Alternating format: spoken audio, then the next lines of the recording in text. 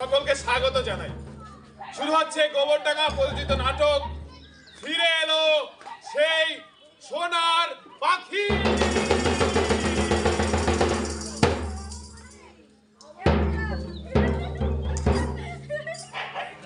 কি হয়েছে? তোরা রিহার্সাল না করে এইভাবে বসে আছিস? আরে কি হয়েছে? রিহার্সাল হবে না? হবে।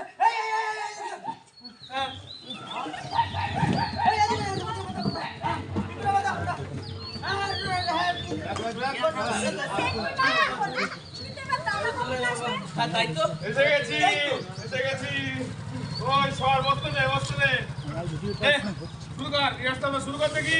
হ্যাঁ गांधा खत्म हुई अब दुख की घड़ियां जोड़ेंगे सब टूट गईया खत्म हुई अब दुख की घड़ियां जोड़ेंगे सब टूट गईया ऋषि मुनि ने देखा सपना पे पुराना बनाया करके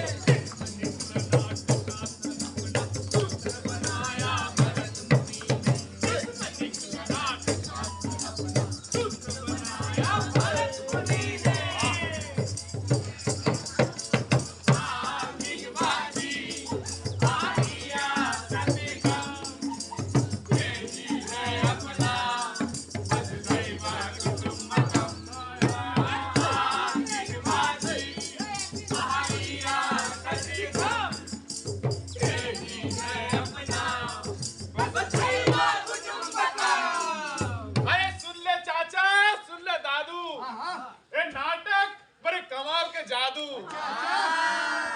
जादू तो सिर्फ आँख का धोखा, ये नाटक आँखों की महल को धोता।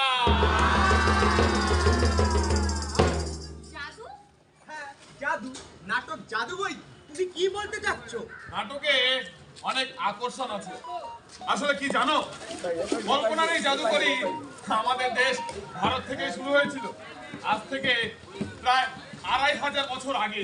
হ্যাঁ, অন্যান্য দেশের মানুষ যখন গুহার মধ্যে ভয়ে লুকিয়ে থাকতো, সেই তখন আমাদের এখানে নাটকের শুরু। এই নাটকের উৎপত্তি কোথা থেকে জানো? কোথা থেকে? নাট্যশাস্ত্র মানে পঞ্চম বেদ। পঞ্চম বেদ? চতুর্বেদের কথা শুনেছি, পঞ্চম বেদের কথা তো শুনিনি। আসলে কি জানো, এই তোমাদের মতো মানুষের জন্য আমাদের দেশের সভ্যতা সংস্কৃতি সব পেছনে চলেছে। এত কথা না বলে পঞ্চম বেদের সম্পর্কে হ্যাঁ বলছি আসলে চতুর্বেদের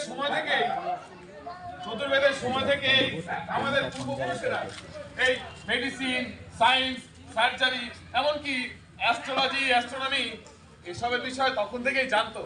কি জানো, আমাদের দেশ সর্বপ্রথম গোটা পৃথিবীতে এই যে শূন্য মানে জিরো, এই জিরোর কথা বলেছিল। হ্যাঁ, পৃথিবী গোলাকার, গ্রহ 9টি। হ্যাঁ। তারা সূর্যের চারিপাশ থেকে ঘুরে বেড়ায়। এই সবকিছুই তো আমরাই পৃথিবীকে উপহার দিয়েছি। তারপর মানুষের মনে হলো সমাজকে শুধরাতে ও শৃঙ্খলিত করতে গেলে সংস্কার ও সংস্কৃতির কথা বলা প্রয়োজন। ঠিক, সে কারণেই তো নাট্যশাস্ত্র পঞ্চম বেদ। আসলে এই নাট্যশাস্ত্র রচিত হয়েছিল সাহিত্য, সংস্কৃতি, নৃত্য আর চারুকলা এসব নিয়ে, যাতে মানুষের জ্ঞান বৃদ্ধি হয় ও উৎসাহ পায়। তাই সমাজে নাটকের অবদান ছিল এবং থাকবে। আচ্ছা, এই পঞ্চম বেদ কে লিখেছে? ভরতমুনি। হ্যাঁ, ভরতমুনি নামে এক ঋষি জন্মগ্রহণ করেছিলেন আমাদের ভারতবর্ষে। তিনি রচনা করেছিলেন এই নাট্যশাস্ত্র। নাটকের অর্থ ছিল ডিসিপ্লিন, অর্গানাইজেশন আর লিটারেসি। আসলে আমাদের দেশে বহু শিক্ষিত মানুষের ভরে উঠেছিল, সে কারণেই তো নালন্দা, তক্ষশিলা, বিক্রমশিলার মতো বিশ্ববিদ্যালয়গুলি আমাদের দেশেই গড়ে উঠেছিল। তার মানে আমরা ধনী ছিলাম, এখন বুঝতে পারছি। কারণ আমাদের কাছে তো জ্ঞান ছিল। হ্যাঁ। আর সেই কারণেই আমাদেরকে সোনার পাখি বলা হয়। হ্যাঁ, বিদেশ থেকে এখানে মানুষ পড়তে আসতো আমাদের বিশ্ববিদ্যালয়। তাহলে গোলমালটা শুরু হলো কখন? সেই 400 বছর আগে। কিভাবে? ঐক্যের অভাবে অখণ্ডতা রইল। তাহলে কি আমরা সেই সুযোগ হারিয়ে ফেলেছি শুধুমাত্র সামাজিক অবক্ষয়ের কারণে? হ্যাঁ, ভুলটা কি ছিল? অহংবোধ, আসক্তি, হিংসা, পাপ। আর হয়েছে বৈষম্য আর অন্তর্দ্বন্দ্ব। আর এইসব অপকর্ম থেকে রক্ষা পেতে আমাদের প্রত্যেকটা মনে রাখতে হবে, ব্যক্তি শক্তিশালী তো পরিবার শক্তিশালী। আর পরিবার শক্তিশালী তো সমাজ শক্তিশালী। আর সমাজ শক্তিশালী তো দেশ শক্তিশালী। বসো বসো বসো। বাপরে বাপ। পরিবারের কথা বলতে মনে পড়ে গেল, আমাদের প্রধানমন্ত্রী G20 সামিটে বলেছিলেন যে এক পৃথিবী এক পরিবার। হ্যাঁ, সে কারণে হাজার হাজার বছর আগে মহা উপনিষদে এ কথাই বলা আছে, বসুধৈব কুটুম্বকম, অর্থাৎ এক পৃথিবী এক পরিবার। আমিও কিছু বলতে চাই। কি বলতে চাও বলো শুনি। আমি করোনার সময় করোনা, হ্যাঁ হ্যাঁ, খুব ভালো বিষয়, বলো শুনি।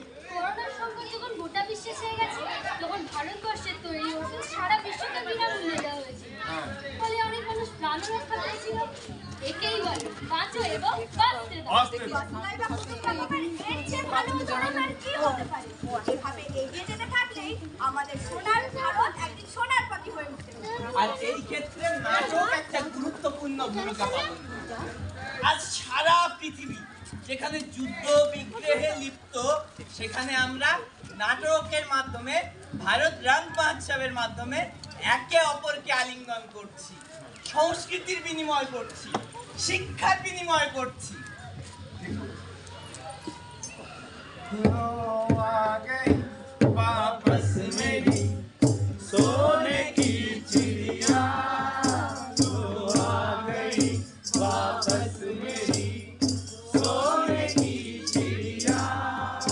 नहीं रहेगा अब कोई गरीब, नहीं बचेगा अब कोई अत्याचारी, खत्म हुए दुख की घड़िया, जोड़ेंगे सब टूटी करिया।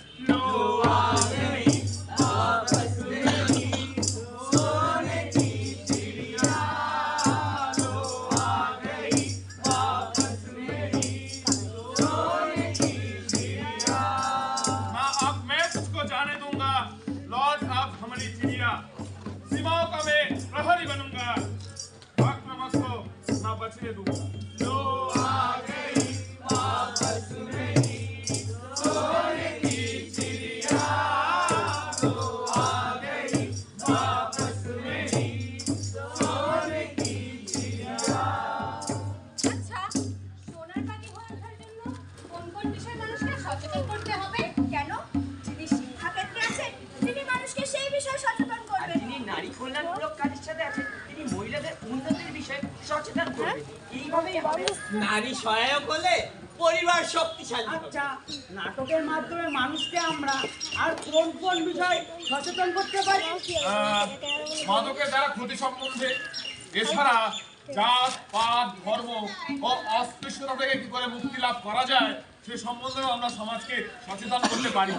এইভাবেই তো আমরা উন্নত ভারত তৈরি করি। হ্যাঁ, জ্ঞানের মাধ্যম বৃদ্ধি করে এবং নতুন নতুন কিছু আবিষ্কার করে আমরা আমরা নিজেরা হয়ে উঠতে পারি আত্মনির্ভরশীল।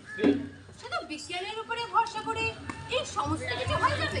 না না, কি জানো, এই নাট্যশাস্ত্র যখন রচনা হয়েছিল সেই ধারণাটাকে সঙ্গে নিয়ে আমাদের আজও চলতে হবে।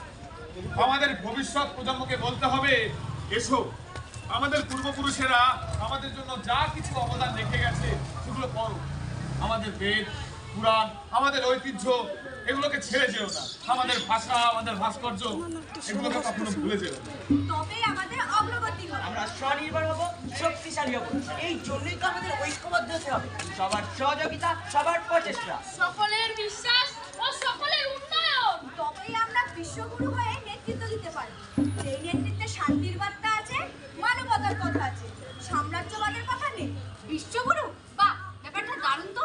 আচ্ছা, আর কি কি বিষয় মানুষকে নাটকের মাধ্যমে সচেতন করতে পারি? নাটকের মাধ্যমে আমরা কন্যা ভ্রূণ হত্যা সম্বন্ধেও সমাজকে সচেতন করতে পারি। ভ্রূণহত্যা খুবই খারাপ। আমি কালই এর কুফল নিয়ে একটি নাটক শুরু করি। আর কি কি সামাজিক কুফল নিয়ে মানুষকে সচেতন করতে পারি? সবকিছু কি আমরাই বলে দেবো? তুমিও তো এই সমাজে থাকো, আশেপাশে কি খারাপ দেখতে পাও, তাই একটা নাটক লেখো। হ্যাঁ, যৌতুক প্রথা। জানো, আমার বোনের পরিবারকে না সবাই যৌতুকের জন্য খুব কষ্ট দেয়। আমরা আমরা এর কুফল নিয়েও একটা নাটক লিখতে পারি। কিন্তু কিভাবে? কেন? তুমি যা কিছু খারাপ দেখতে পাও সেই সব কিছুকে একটা নাটকে নাও। তারপর তোমার কয়েকজন বন্ধুকে দিয়ে সেই নাটকে অভিনয় করাও। এইভাবেই তুমি নাটকের মাধ্যমে মানুষদেরকে সচেতন করতে পারো। ঠিক বলেছো, এতে বিনোদনের পাশাপাশি জ্ঞানও পাওয়া যাবে। হ্যাঁ। সমাজ ও দেশ শক্তিশালী হবে। আমরা আবার একই সাথে সোনার পাখি ও বিশ্বগুরু হয়ে উঠবো। হ্যাঁ, ঠিক ঠিক। কি জানো, নাটক এমন একটি মাধ্যম, আমরা যেমন এর দ্বারা সমাজকে সচেতন করতে পারি, ঠিক একইভাবে আমরা সমাজকে বিনোদনও দিতে পারি। সে কারণেই তো বসুধৈব কুটুম্বকমের ঐতিহ্য সঙ্গে নিয়ে আমরা গোটা ভারতবাসী 2047 সালে আমাদের ভারতবর্ষের স্বাধীনতার 100 বছর উদযাপন করব। আমাদের এমন এক শিক্ষা ব্যবস্থা গড়ে তুলতে হবে যা সমস্ত ভারতবাসীকে উন্নতিতে উৎসাহিত করে। হ্যাঁ, ভারতের ইতিহাসে এটি এমন একটি সময়কাল যখন আমরা গোটা ভারতবাসী উন্নতির চরমে পৌঁছতে চলেছি। এটাই সঠিক সময়। রাষ্ট্রীয় নাট্য বিদ্যালয়ে আয়োজিত ভারত জানারাম মহোৎসবে আসুন। আমরা সকলে অঙ্গীকার করি যে আমাদের সংস্কৃতি, আমাদের শিল্পগুলি আমরা জানবো এবং সমৃদ্ধির সাথে একটি উন্নত ভারতের দিকে এগিয়ে যাব, যেখানে রঙ্গমঞ্চের বিশাল অবদান থাকবে। হ্যাঁ, এসো আমরা এই অঙ্গীকারকে সঙ্গে নিয়ে সকলে মিলে শপথ করি। সকলে মিলে আমার সাথে বলো, উন্নত ভারতের লক্ষ্য ঐক্য ও সংহতি, এক পৃথিবী একটাই পরিবার, সারে জাহাঁ সে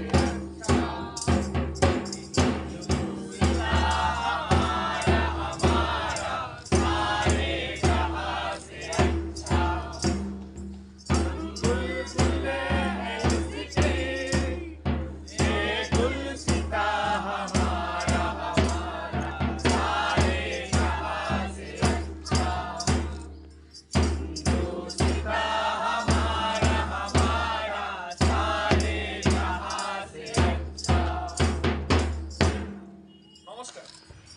শেষ হলো গোবরডাঙ্গা রূপান্তর প্রযোজিত নাটক ফিরে এলো সেই সোনার পাখি।